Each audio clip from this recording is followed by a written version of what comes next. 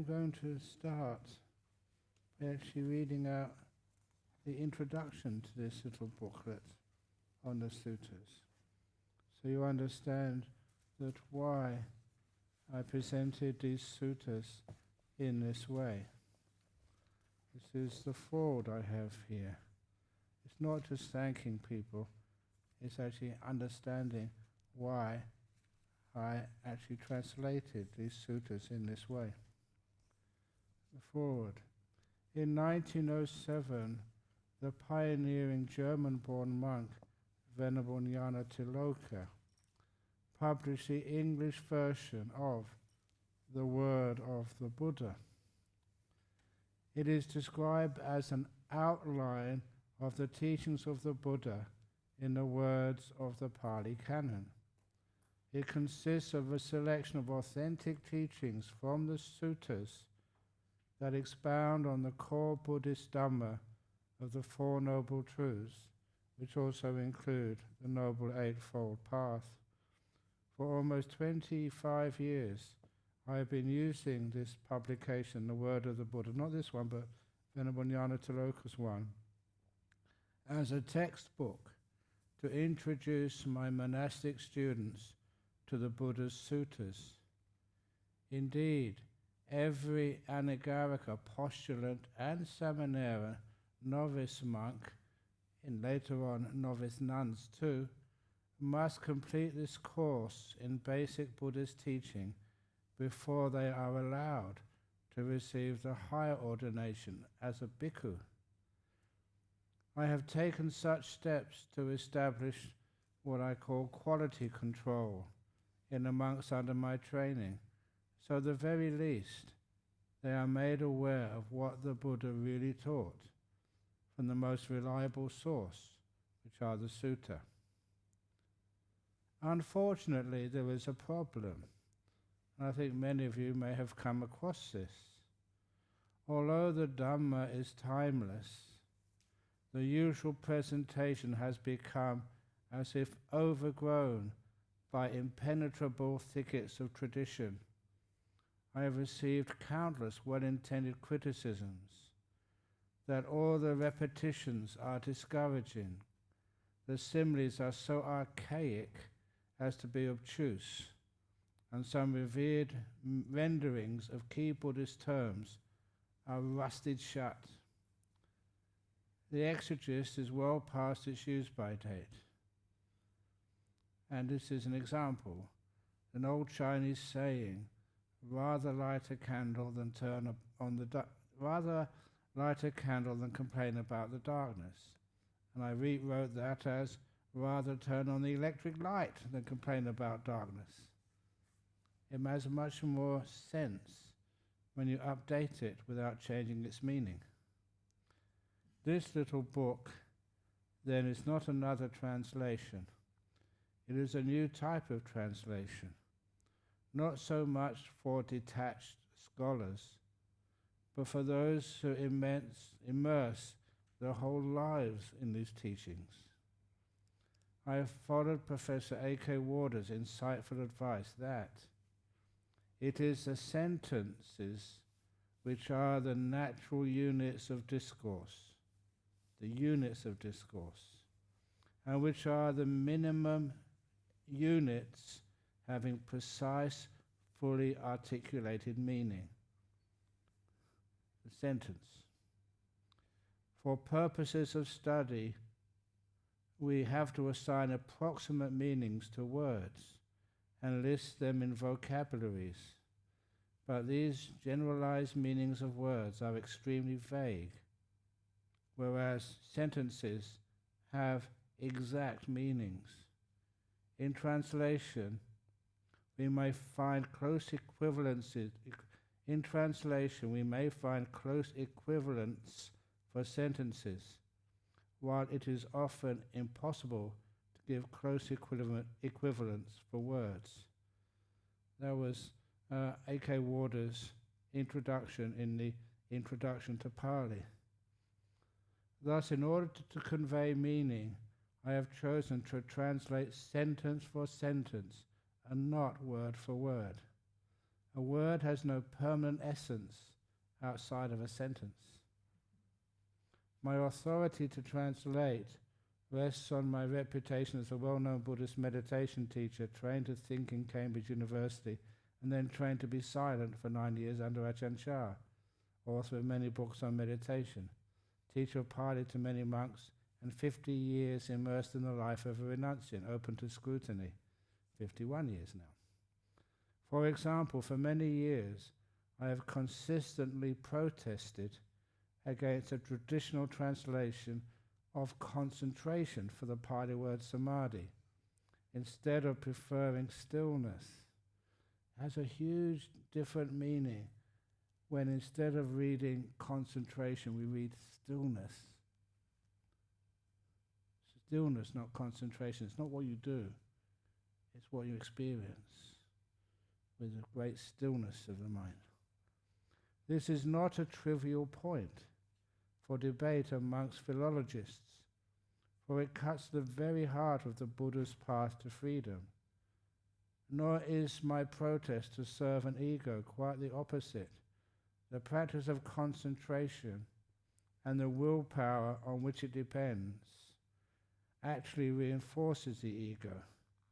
On the contrary, stillness and the letting go, renunciation, on which it depends, brings the ego to cessation. This is not the final version. Translations will and should always be work in progress. I only hope that this version will elucidate, inspire, and challenge.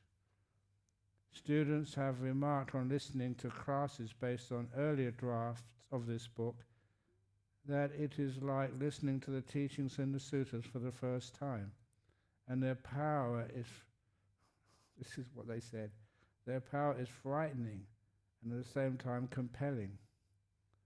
As for improvements, I welcome better sentence-by-sentence translations, but only when they arise from someone immersed in these teachings, living as a renunciant for the cessation of all ego or any concept of a permanent essence with or beyond the 5 khandhas. And the last quote, Sabbe Dhammanalang Abhinavesanaya. And that was Majjhima 37. It means there is nothing worth keeping. So that's where this translation has come from. Now I'm going to finish off the gradual training which Ajahn Canda so beautifully did yesterday. And of course, it was kind of planned that she would let me do the final 8th chapter on page 84 or 5, 84, and that is called the Jhanas. You know, I would also mention to you that for many years monastics never taught the jhanas to lay people. In Vietnam, the United Sangha in Vietnam, there was a combination of Mahayana and Theravada monks. I kind of enjoyed going to Vietnam because you saw the Mahayana and Theravada monastics, they did work together. If there was anything which they needed to discuss, they discussed it together. Unfortunately, sometimes they made basically silly decisions. And one of those decisions was to ban all teachers teaching jhana to lay people. That was many years ago, and it was seen to be wrong, and they stopped it. But nevertheless, every time somebody says don't do it, there are monks like me and nuns like Ajahn Canda said, why not? And of course we rebel. We teach. But I still remember, I'm not going to say the name of this monk. You can try and get it out of Ajahn Canda later on. many, many, many years ago, as I was walking into the reception area of Amarwati. A monk took me by the shoulder and pulled me aside. And he looked around as if he was going to pass me some pornography or something. That's what it felt like. He was making sure that no one would catch him. And he looked at me and he said quietly, "Ajahn Brahm, thank you for teaching jhana." And the whole situation and what I thought he was doing something naughty. What on earth are you being so quiet for? Because jhana is part of the Eightfold Path. And you hear me saying so much about it, and you're going to hear me say it again. Okay, this is my translation, but I just am too honest, and too much integrity to bend at the truth. I'm making the truth easier to see and to understand. That's all. So this is the last part of the gradual training, the 8th factor. That's all. So, the jhanas, 1, 2, 3, 4. Having abandoned the 5 hindrances. You know what the 5 hindrances are? Do you? If you really did, you could abandon them easy. It's because you don't understand them, that's why it's hard. And the job of understanding those 5 hindrances starts with the right mindfulness. We never mention that so deeply, but I'm going to read out the first part of right mindfulness. Where are we now? Here we go. Right mindfulness. It's on page 61. What now is right mindfulness? The 4 focuses of mindfulness. Sometimes they said satipatthana, foundations of mindfulness. Really, foundations of mindfulness will be the earlier factors of the Eightfold Path. They're the foundations. That's what you build right mindfulness upon. A better translation, please argue with me later if you wish to, the 4 focuses, what you put your mindfulness on. Why? It's because these are the best places where you can understand the nature of the body and the mind, and especially the illusion of a self. The body, the Vedana. I assume that many of you have been on retreats before. Vedana, people keep calling it feeling. It's more than feeling. I much prefer calling it experience. It's not just a quality of experience, but just the fact you're experiencing something. What is experience? So we notice it, we learn about it, we understand it, and then we can transcend it. And then the 3rd focus of mindfulness, the chitta, the mind.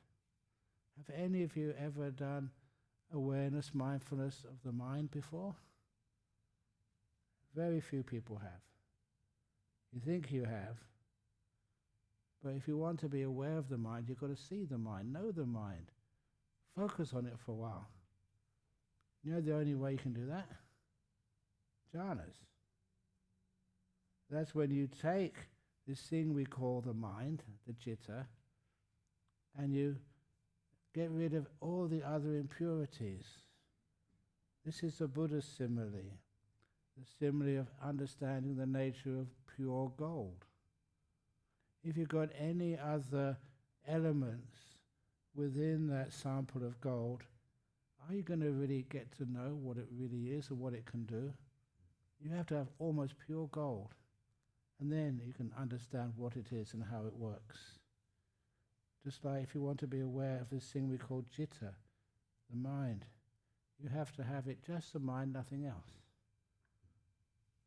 And so that's what we do in the meditation. We isolate the citta. So there's no other sense activity around the citta when you are observing it, being with it, getting to know it. And that's how we can really understand what it is. And it's not just a small thing to understand the nature of the citta. If you really understand the nature of this thing we call the mind, then there's no ever, again, any sort of doubt about the nature of rebirth and how it happens and why it happens. Just getting into those degrees of experience, no doubt at all. You know how it works. You see how it works. So these are some of the things happens when you have the mindfulness of just the citta. And lastly, the mindfulness of focused on, I say dhammas, but in particular, we're talking about the 5 hindrances, understanding them now, and also understanding the 7 enlightenment factors. These are the 2 things that are enemies. I don't mean just in a negative way, but whenever the 5 hindrances are active, you cannot develop the enlightenment factors. So one is the opposite of the other. And originally, in the Satipatthana Sutta, there's some really great research by rebellious scholars such as Ajahn Sujata and Ajahn Brahmali. And they write some great books, one on the authenticity of the Buddha's teachings. What has been added, what has been taken away. And one of the things which they have a beautiful articles on the logic, the reasons behind this. Even the Satipatthana Sutta. The 4th of those Satipatthanas, the focuses of mindfulness on dhammas, just originally had just awareness of the 5 hindrances and awareness of the 7 enlightenment factors, nothing else, just those 2. In the earliest copies or recensions, knowledge we have of the 4th Satipatthana. There's nothing wrong with what was added afterwards in the Satipatthana Sutta, only it was not original, and it takes away the focus, the meaning of what the original Satipatthana Sutta was. So, anyway, once that is done, you will notice what you're supposed to be aware of. How are you aware? And this is what I really loved, something you discovered for yourself, validated by any other person who's got a brain. What do? You go to I haven't got it down here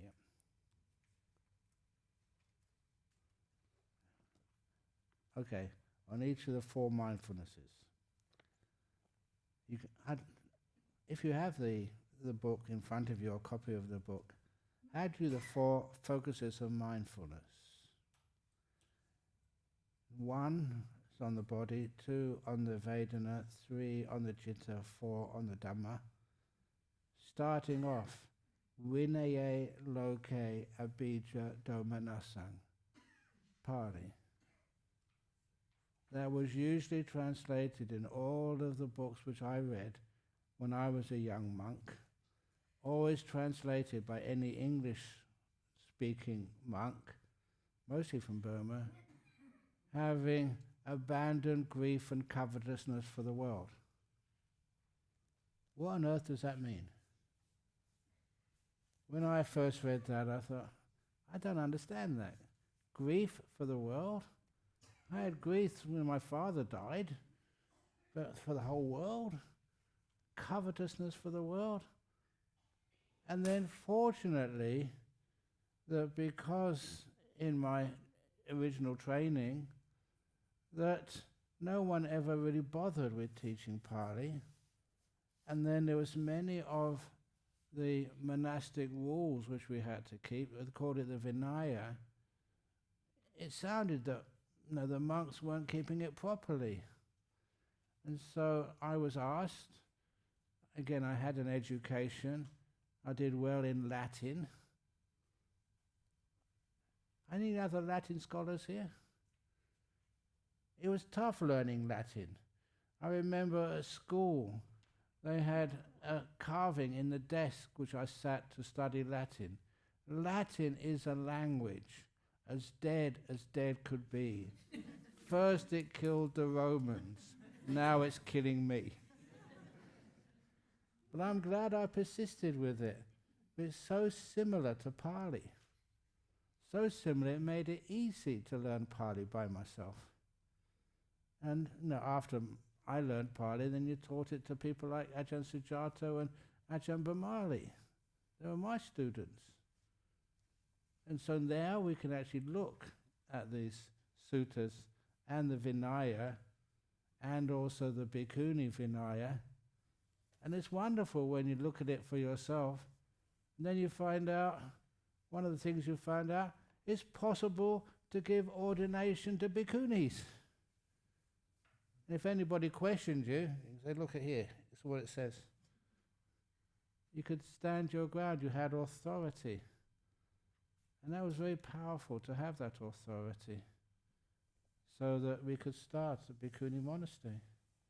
This is where it all came from. But anyway, even more than that, when I was reading the Anguttara Nikaya, that's one of the big sections of suttas, I was reading it in Pali. I wanted to read it in Pali, in the original, rather than in English. It wasn't that hard to translate and to understand.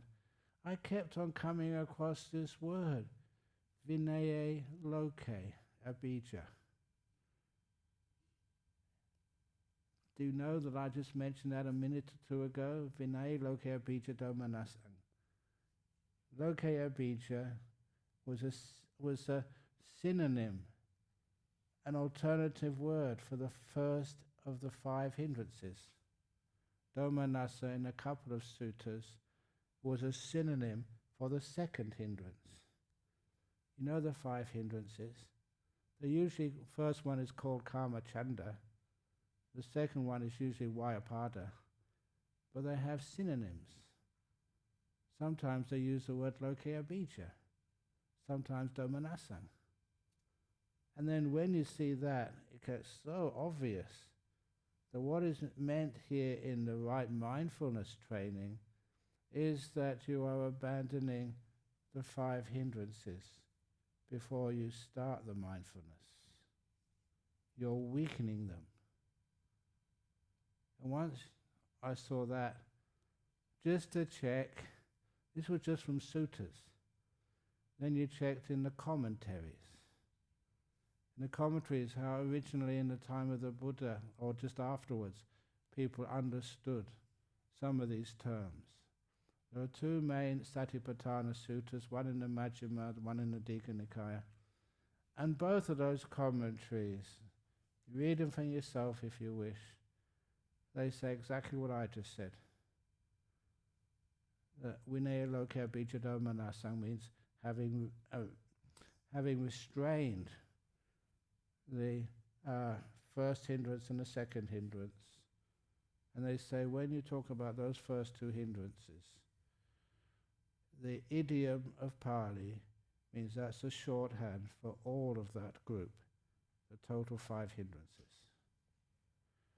In the early days of Buddhism, when they said Vinaya Loke Abhija Domanasang, they understood exactly what it means, having weakened the 5 hindrances.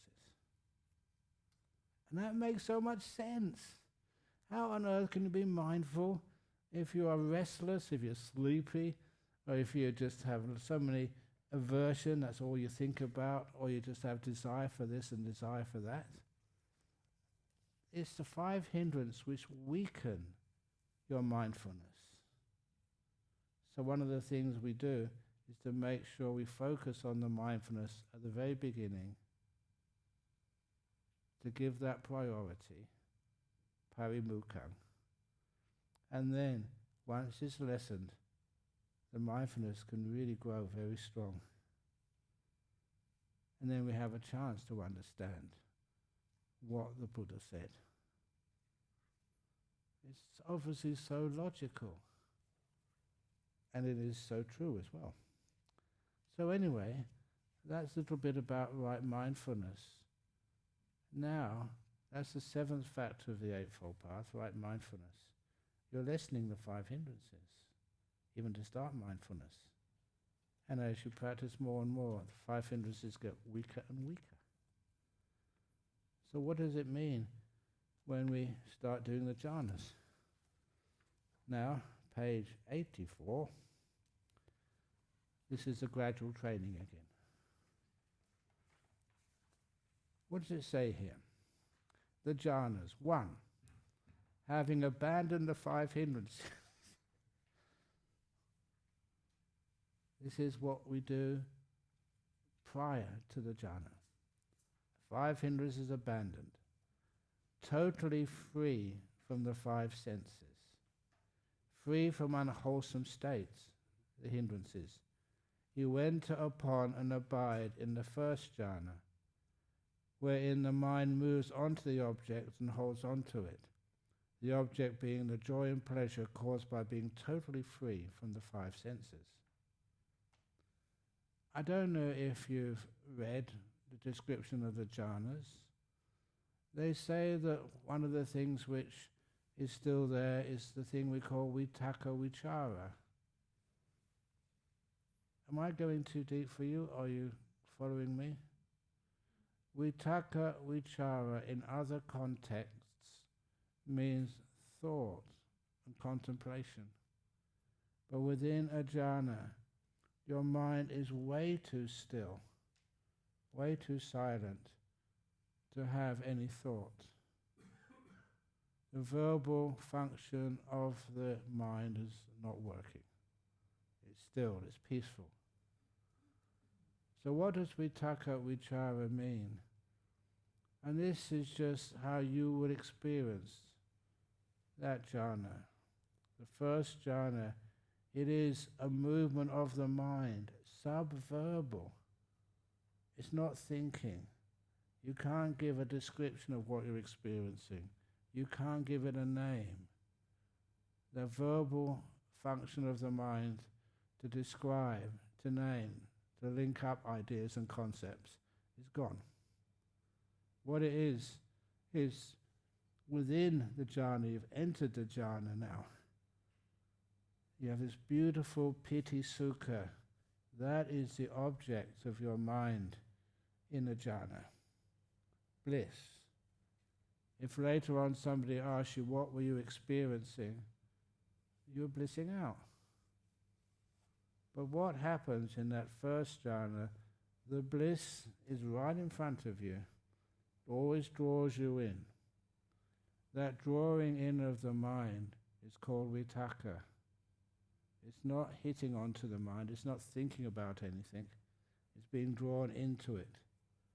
When you're in that piti sukha, that is called the vichara. You're with it, inside of it. It's not contemplating anything, the mind can't move. So how, may you ask, can you describe it? How do you know what's going on? How do you know you're in a jhana and not in some sort of trance? The reason is because in that experience, your 5 hindrances are totally gone. They've totally vanished within. They'll come back later, but within the jhana, you're free of them. So because you're free of them, that means your memory is perfect. Yes? 5 hindrances, they are desire, aversion, sloth and torpor, restlessness and doubt.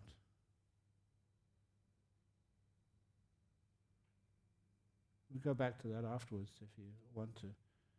But that's actually what stops you being aware, stops you being free.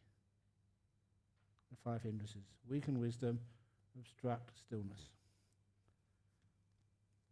So when you are experiencing those jhanas, there's still a movement of mind. That's what I usually call the wobble of the first jhana. Trying to get a word which people can relate to, instead of vitakka vichara. Now this is not what's in here, in other suttas. There is a 1.5 jhana. Not the second jhana yet, not the first jhana. What do you think that is? As you are, why is it unstable? Slightly unstable, the wobble, why? The reason why is because it's such a beautiful experience. You tend to, it is out of lack of confidence, a little bit of fear, you hold on to it. You haven't totally let go yet. Your confidence, your trust is not stable yet. And so a lot of times one holds on unnecessary. That causes it to be unstable and you move away. The in-between jhana, between first and second, is when you're still holding on. So slightly, but because you're holding on, not that much, you don't move away from the object. So there's no going back into it again. The wobble has begun to stop. The vichara is still there. Vitakka has disappeared. And you come across that in some of these suttas, the in-between state. Now, just to make it quite clear to you, if you are getting in these deep meditations, it's not you come out, okay, I've done first jhana, and let's go and check out 1.5 jhana or second jhana. They progress one after the other. Sorry? Ingress. Yeah, ingress. So, if you want to experience second jhana, you go through 1.5 jhana first. I always say it's like concentric rooms in a house. In a house which has got a door in the front, then the first room is like a ring. You have to go through that room to get into the next room, and you have to go through the next room to get into the next room, one after the other. So anyway, the second jhana, here it is, I'll read it out this time. When the mind stops moving onto the object and stops holding onto it, you enter upon and abide in the second jhana, which has trust in the object, which is the bliss, enough to let go of holding it, and unity of mind without any movement or holding, with joy and pleasure caused by perfect stillness. That's what it says here. It's my translation. What it means is because you're letting go that bit more, you trust unto the bliss which you experience. There's no more movement. This is the first time you understand what stillness is. In the first jhana, you understand what being free of the 5 senses is. Would you like to be free of the 5 senses and just have a mind? Pretty cool. You don't have any problem with indigestion. You have no problem with being able to hear anything. You can't see things. And your whole body, smell and taste, it's all gone. It's pretty cool. Many of people think that's scary, that you're dead or something. You're not dead, the mind is really awake, really alert, blissed out. And in the second jhana, once you know what being free of the 5 senses it feels like, in the second jhana, stillness, perfectly still, it's even more bliss. The thing which you will notice, is dead obvious, is something inside you which causes the movement. It's called your will. I love talking about that because you can't miss it. The will is gone. It's not available. There's no buttons to press. There's no way of calling anybody. There's no alarm bells. You're just really still. Nothing can be moved. Oh, what joy. You don't have to do anything. You can't do anything. You're enjoying the bliss, and the will is seen for what it truly is. How many neuroscientists have we got here? Psychologists, psychiatrists? Very good. How many times do you read articles that you don't start the will, you're not the origin of the will? See that all the time. But still that doesn't convince people. It suggests important things. When you actually see the will has disappeared, and you feel so much better, so much more blissed out, having a wonderful time, totally unable even to move. And that's second jhana. Pretty cool? Cool, okay. Now with the fading away of joy, this is a piti sukha, the joy and bliss, when the will disappears, really still, totally still, nothing moves. Sorry? Isn't it only piti that's gone? Yeah, no, even piti's still there.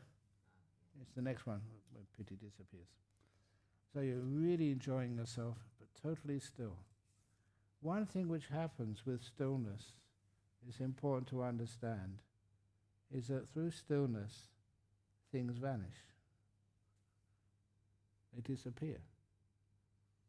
If I can hear is it the aircon or something, or fan or something, something's going on in the room behind me, after a while, as long as it doesn't change, I won't be able to perceive it anymore.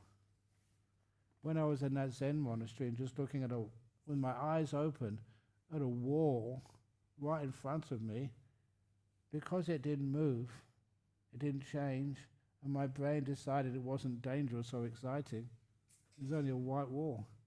After a while it vanished. That's what happens with stillness. It's a cause of things disappearing. Noises as well. If you're in a room with someone who's snoring, as long as they always snore the same way every evening, you still it won't bother you. It disappears. So the next thing which arises or you experience, because you don't do anything, you're perfectly still, something else vanishes as you go from the second jhana to the third jhana. What happens then? Then in the third jhana, the piti disappears. Half of the bliss goes. And it's very happy to let it go. It's the coarser part of the bliss. So in the third jhana you have this wonderful sukha, which is far more refined. To give a good description of this, do you like ice cream? Maybe not this time of the year, it's too cold. But which flavour of ice cream do you like the best?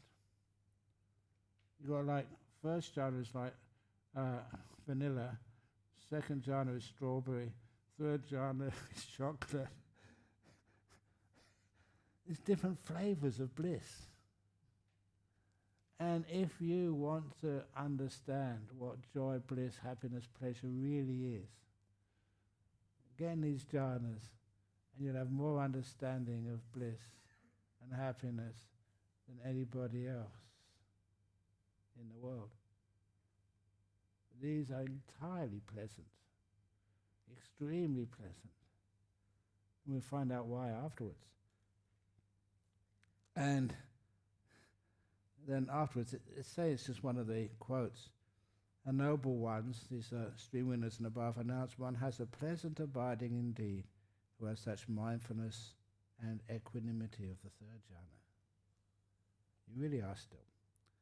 And the fourth jhana, having abandoned, this is a big summary, abandoned pleasure and pain, all the Vedana from the five senses, the physical stuff has gone a long time ago.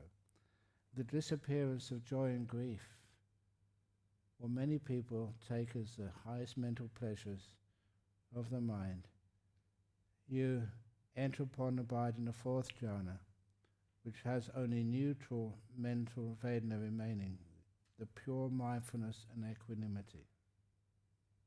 If you want to experience mindfulness, pure mindfulness, at its peak, that's the experience of fourth jhana. Equanimity and mindfulness don't get any stronger than that. Pretty cool. After a while, the best thing which I can advise you, the first time just go in and just see how long you can stay. But after a while, we make these resolutions. I can only stay in the jhana for an hour or 2 hours or 3 hours or whatever time you have. And it's weird, but it always works out. After the 3 or 4 hours, whatever time you say, even if you say 3 hours, 20 minutes and 35 seconds, you'll be 1 or 2 seconds either side of that limit. It's a natural timer of the mind. And that's important for you to do that, because if you don't, you get into big trouble. Sometimes, when people get into these deep meditations, sometimes they're sitting there. And I've said that many times people think you're dead. They can't see any breath. But the difference, and I say this seriously because this does happen, what was it, last year, this Hong Kong lady? She was really getting into her meditation, and at the very end of her meditation, she didn't come out. And she was sitting on this stupa over in Jhana Grove, and it was really cold. I think it was raining. And some of her friends put a little cloth around her to keep her warm. We were having a big ceremony at the end of the retreat. I think it was the open entry to the rain ceremony. And her friends came up to me and said, look, one of our students has been sitting on that stupa most of the night. We can't get her out. Then we shout at her, ask her to come. I said, look, come on, that's not the way to get you out of a jhana. So you can still actually contact people sometimes, if in the first jhana, with sound. That's of the 5 senses, that's the last one which turns off. And you can sometimes catch people with sound, but it has to be very attractive, soft, kind. And so I told them, go back over there, and this time ask her calmly, quietly, and kindly, Ajahn Brahm wants you to come over to Jhana Grove now. Sorry? Oh, over to Bodhinyana, yeah. And so it took a while, 2 or 3 minutes. That message came in, and then she got up and came over to Jhana Grove. Totally happy.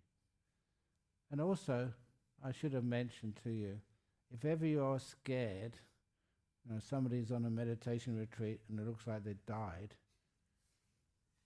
feel their body.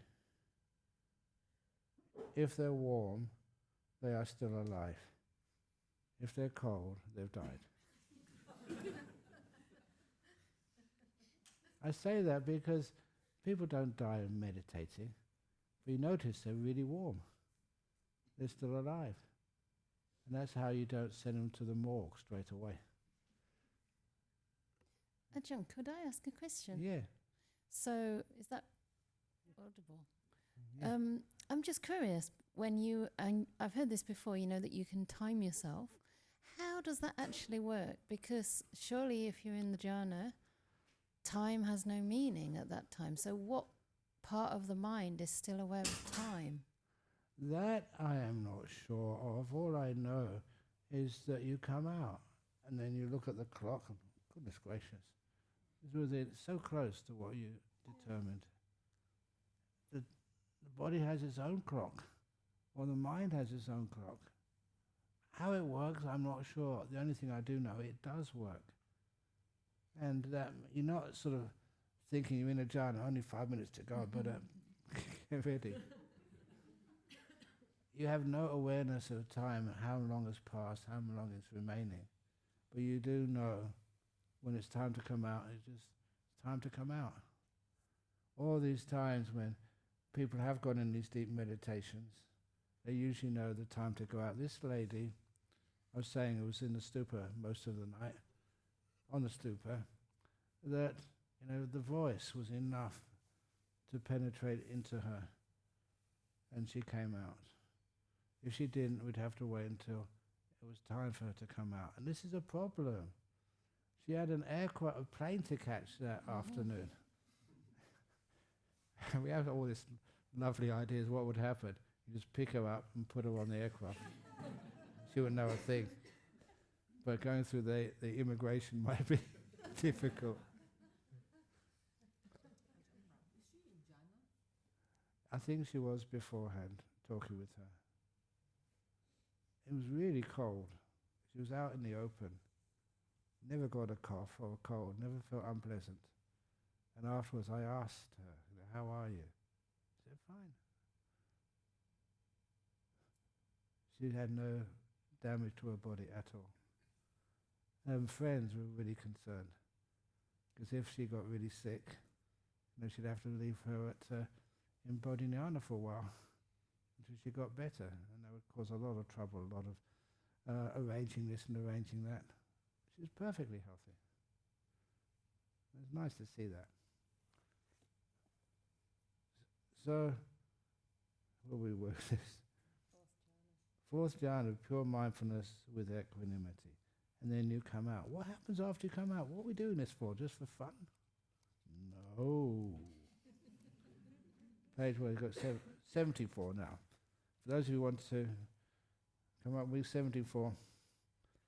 First of all, this is called right stillness, the jhanas. I'm saying this because I didn't think I'd have enough to say. This, first of all, the Buddha's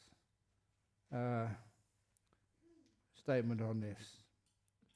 In the history of the Buddha, I remembered a time when my father was occupied while I was sitting in the cool shade of a rose apple tree, having passed beyond the five senses and free from unwholesome states. I entered and abided in the first jhana. This is his memory at the time when he had been practicing as an ascetic, as a monk, and getting nowhere, even though he was so ascetic, nothing was working. And then he thought, could that be the path to enlightenment? Bodhi. Then the realization arose, that jhana is indeed the path to enlightenment. And then it says about the four jhanas, they'll be just repeating what I've already just said. One more here. In the first jhana, 5 things are absent and 5 factors are present. When one's entered the first jhana, the 5 hindrances are totally absent. No desire, no ill will, no sloth and torpor, pure energy, no restlessness and worry. The mind is not moving, no doubt. Because there is no doubt in those jhanas, when you come out afterwards, at the end of the jhana, I can't see how anybody would not say, wow, what was that? And you can recall it again and again and again, clearly, without any distortion, because it's 5 hindrance free when you have this. And that is when you can remember it naturally, without needing to try and remember. That is why you can examine it, explore it. That's where you get the insight from. I'll just say a few more things about the jhanas. This is also on page 75. This is a Gopika Moggallana Sutta. And what kind of meditation did the Buddha recommend? What did the Buddha recommend you to do with your meditation? Totally free from the 5 senses, you abide in the first jhana. When the mind starts moving on to the joy and pleasure and stops holding it, you abide in the second jhana. With the fading away of joy, you abide in the third jhana. With the abandoning of the mental pleasure of unpleasant Vedana etc., etc., you abide in the fourth jhana. The Buddha only praised these four kinds of meditation. Pretty strict and direct. This was Gopika Moggallana asking Ananda just after the Buddha passed away. And Ananda, he'd been with the Buddha for 25 years. Even though he hadn't experienced the jhanas yet. Ananda, yeah, soon would do. He was a stream winner. Yes, but he hadn't experienced his jhanas yet in this life, in his last life. You know how he did it? They were having this big meeting. I love telling this story. They're having this big meeting of 500 Sangha members. 499 of them were arahat, fully enlightened. The only one who wasn't enlightened was Venerable Ananda. And the reason why he wasn't enlightened, he hadn't really got into the jhanas that good yet. Ajahn, are you sure? Because I thought you said for stream winning you should be experiencing jhana. You have, at least one. Right, so you mean he wasn't practicing them a lot? Yes, But he not was enough. practicing them some. He had before, Okay. probably in his last life. Oh, really? Not in this life? Yes, now I say why. Okay. He was devoted to looking after the Buddha. He was working too hard. You understand?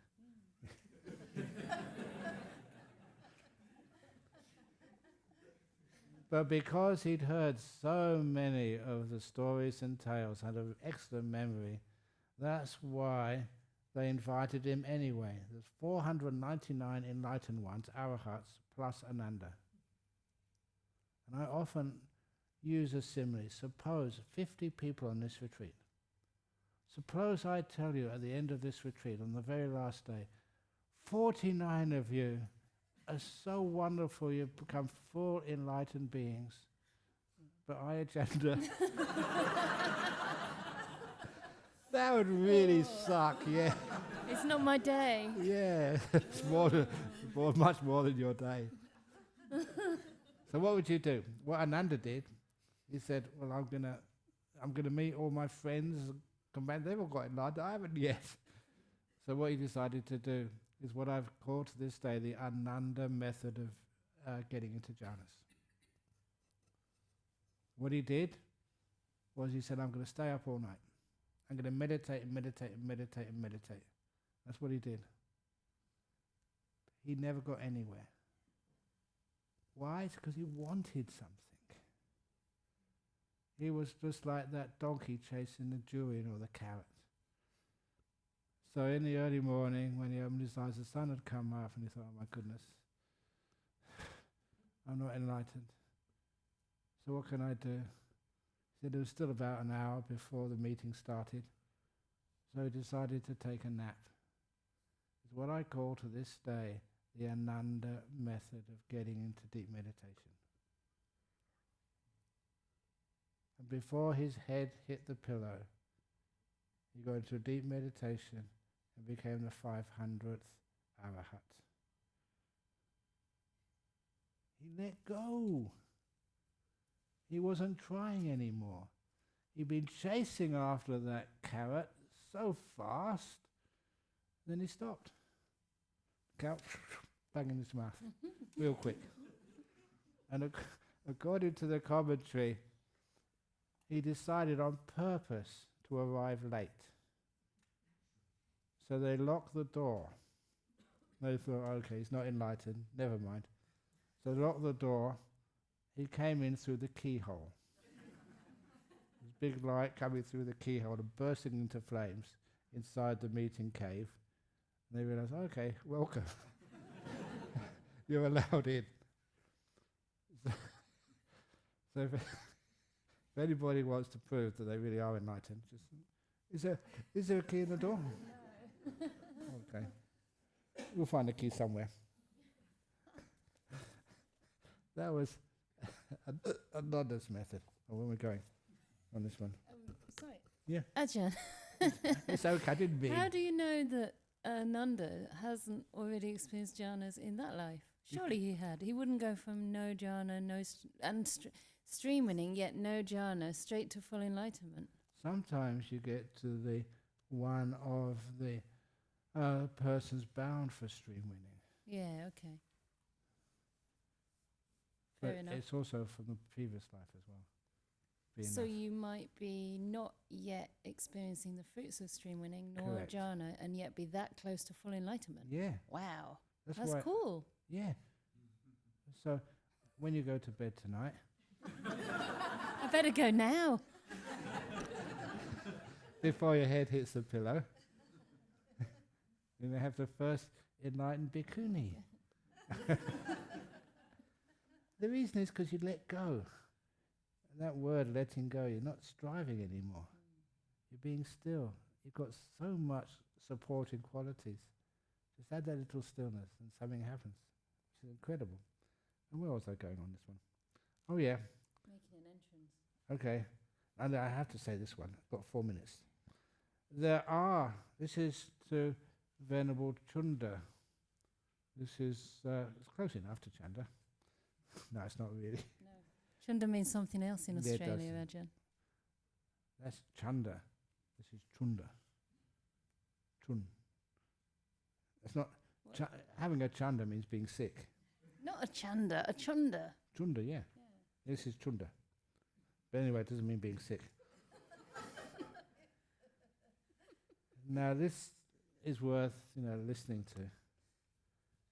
Because sometimes people criticize you for going into a jhana, you're just too happy. Is this what life is all about, monastic life meditation, to enjoy? There are, Chunda, these 4 kinds of life devoted to pleasure. Devoted to pleasure. The Buddha speaking. That are entirely conducive to repulsion, to fading away, cessation, peace, realization, enlightenment, to nibbana. What are the 4 types of life devoted to pleasure, which are entirely conducive to nibbana? You know already. The 4 jhanas. So if devotees of other sects should say that the Buddhists are addicted to these 4 forms of pleasure seeking, they should be told yes, for they will be speaking correctly about you. I'm not addicted to tea. I'm addicted to other forms of pleasure seeking. Then some people might further ask you, what benefits can you expect from a life attached to these 4 forms of pleasure seeking? You should reply that they can expect only 4 fruits, 4 benefits. Stream winning, once returning, non-returning, or full enlightenment. These are the benefits that you can expect from being attached to these 4 forms of pleasure seeking. Is all attachment wrong? I always used to tell Sri Lankan people, please be attached if you're on the back of a motorbike travelling along the Gaul Road in heavy traffic. Don't let go yet. And this is how the Buddha's telling things. These 4 types of deep pleasure take you away from samsara. They're worth doing. Don't be afraid of that pleasure. That's given the stamp of approval by the Buddha, yes. Oh yeah. Can you repeat the question for the... Okay. Can you tell the difference between full enlightenment and non-returning? Non-returning, the only attachment which you have left as a non-returner is the attachment to the pleasure of jhana. Not tea. Then everything's gone. No attachment at all. Oh, so when you put... Yeah, but you're so close. I know I shouldn't say this, but it's obvious that if you're a non-returner, it's so close enough. You have a wonderful life. And then at the end of your life, you just go into these beautiful heavenly realms, and then you never come back again. The Nibbana there. Nirvana is after you die. Yeah. Why, when you're fully enlightened, Nirvana is during your life already. No, actually, when you still have to die first. Are you after that? Yeah. Yeah, no, there's two types of nibbana, Ajahn. I think she's. Oh, yeah. Okay, yeah. The experience to be an arahat, fully enlightened, and this is still alive. Yeah, that's true, yeah. Like a Buddha. The Buddha didn't disappear straight away. Why did the Buddha stay for, was it 45 years after he became fully enlightened? The story was that Mara came up to the Buddha and tried to convince him not to teach, to leave.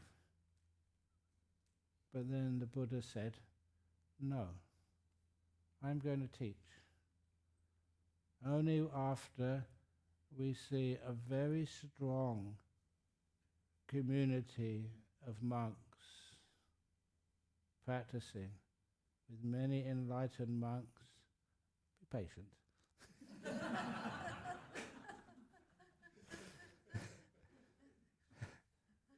And another community of bhikkunis, with many enlightened ones. Not just one, but a whole big community. And a big community of lay men and lay women practicing, becoming non-returners and so on. Only then will I leave and not teach. I will go into parinibbana. Great, thanks, Ajahn. Yeah, So you won't leave until. I'm not the Buddha. Yeah, no, but Yeah, it's the but same principle. Same principle. So there has to be a big community of enlightened bhikkhunis first. Yes. Yeah. And lay lay people. persons, yeah, really strong, who understand what the Dhamma is, and blissing out in the jhanas, and not being afraid of blissing out. Yeah, okay, well. You just agreed to taking over my monastery and staying alive until we're all enlightened. What have I said? But anyhow, you can understand. And at that, at the Chapala shrine outside of Vaisali, that's when Mara came to see the Buddha again. The Buddha was now old, 79 years of age. No. Oh, all right, yeah. Yeah. 79 years of age. And the Buddha told Mara, look, there's a very strong Sangha of bhikkhus and bhikkhunis, laymen, lay women. Buddhism is flourishing in India right now. So you can actually enter parinibbana. And that's what the Buddha did 3 months later at Kusinara. It wasn't because of Ananda not asking him to carry on. He said, the vow, my mission has been completed. And I love saying that. Having bhikkhunis was part of the Buddha's mission, if you like. It's why he carried on, why he taught. And so becoming a bhikkhuni and supporting a bhikkhuni, you're supporting what the Buddha intended from the very beginning. It's not a sort of an afterthought. It was the main reason why he taught. That's a great argument. No one can actually argue against that. Anyway, where was I again? I think that's enough. No, go on, another thing I was going to say. Okay, this is nice. There is one path only, Ananda. One path only. One way to the abandoning of the 5 basic fetters. It is impossible that I love this statement, it is impossible that anyone can understand, let alone abandon these 5 basic fetters without relying on that path. You don't even know what they are. You can't. But when you experience a jhana, the 5 hindrances, discontent, what is that path? The 4 jhanas. And what's beyond them? The first 3 immaterial attainments. I love that saying. you can't even understand what these basic hindrances of like sensory attachment, fetters, yeah, until you experience these jhanas. It's the simile of the tadpole. You can't even understand what water is, let alone try and abandon it, unless you've had a jhana and just emerged outside of the water. Okay, last quote. While you still not... When you have no jhana, for one deficient in jhana, the cause for seeing things as they truly are is destroyed. When you do not see things as they truly are, for one deficient in such wisdom, the cause for repulsion and fading away is destroyed.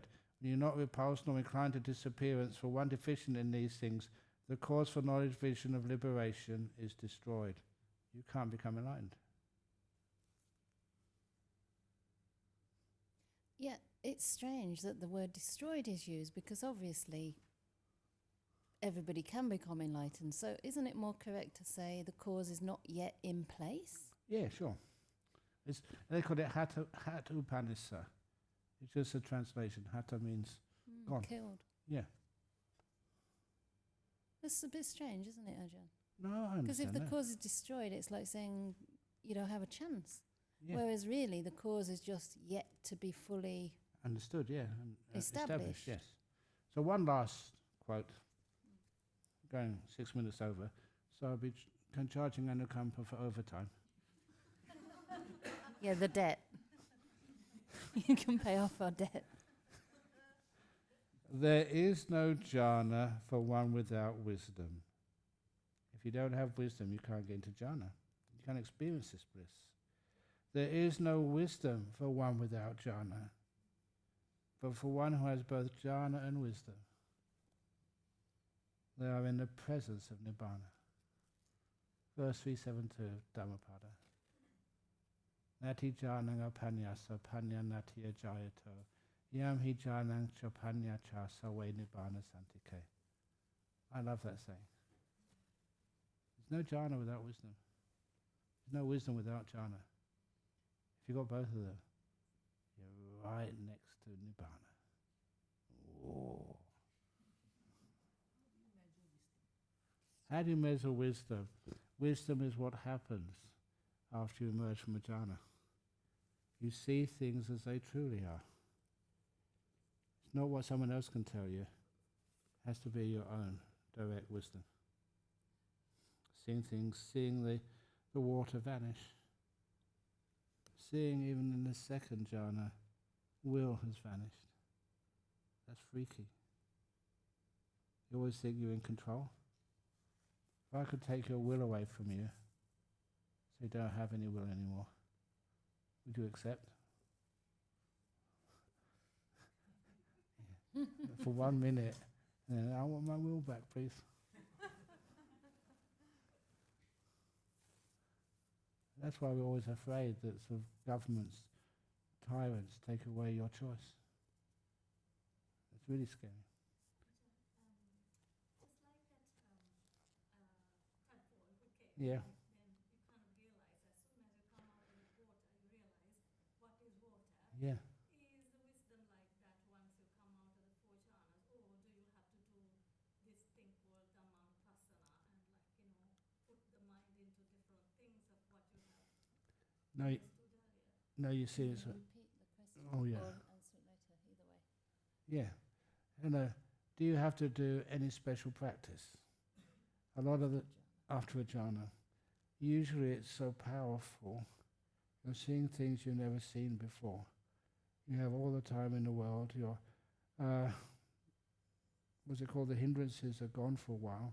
I never mentioned here, but not just hindrances are gone. The 5 hindrances are gone after you emerge from a jhana, but also 2 qualities called arati and tandi. And those 2 qualities mean discontent and weariness. It's one. Okay, I'm going to say this. One of the reasons why sometimes when people really get into these jhanas, or at least learning about them, they really want them. So much so that people just kind of manufacture false experiences of jhana. And that's why, I have all these tricks to make sure that if I'm going to say you've had a jhana, it's real. You know what I usually do? Please don't get offended yet. I say, Manori, Sri Lankan women can't achieve jhana. It's impossible for them.